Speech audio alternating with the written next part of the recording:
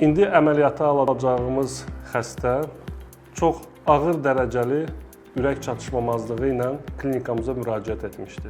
Xəstədə ağır dərəcəli ürək çatışmamazlığına görə xüsusi CRT-D deyilən bir cihaz implantasiyası icra olunmuşdu ki, ürəyin funksiyasını müəyyən dərəcədə yaxşılaşdırsın.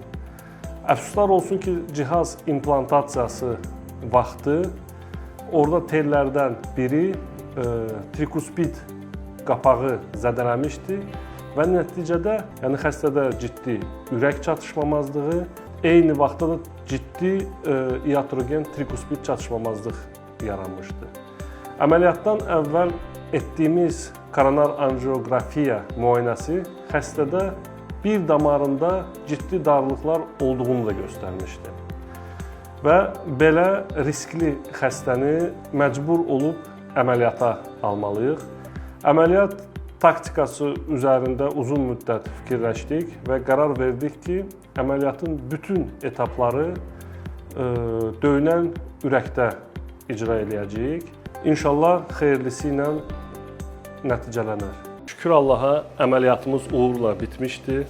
Xəstə tam olaraq stabildir və istədiyimiz planı da yerinə yetirmişik. Döyünən ürəkdə qapağın rekonstruksiyasını icra elədik, anuloplastikasını və o cırılan tayın da plastikasını yerinə yetirdik ki, artıq heç bir trikuspid çatışmamazlığı yoxdur. O darlıq olan damara da bir aorta koronar şunt qoyduq. Ayaqdan alınan damar vasitəsilə şuntlamanı icra elədik.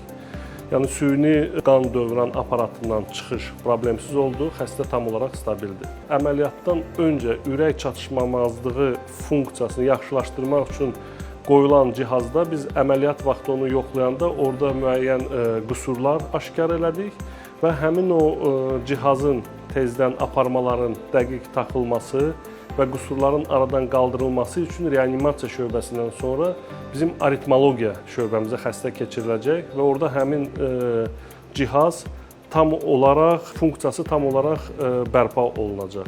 Yəni bu onu göstərir ki, bu tip ağır ürək çatışmamazlığı və ya ağır əməliyyatlar icrası sadəcə Bakı Sağlamlıq kimi multidisiplinar mərkəzdə mümkündür.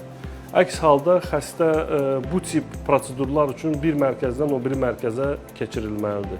Bu bizə imkan verir ki, bir klinikada bütün bu mərkəzlərin olmağı, ürək çatışmamazlığı mərkəzi, aritmologiya mərkəzi, kardiocərrahiyyə, invaziv kardiologiya mərkəzi, invaziv radiologiya mərkəzi və tam təchiz olmuş reanimasiya mərkəzi çox vacibdir.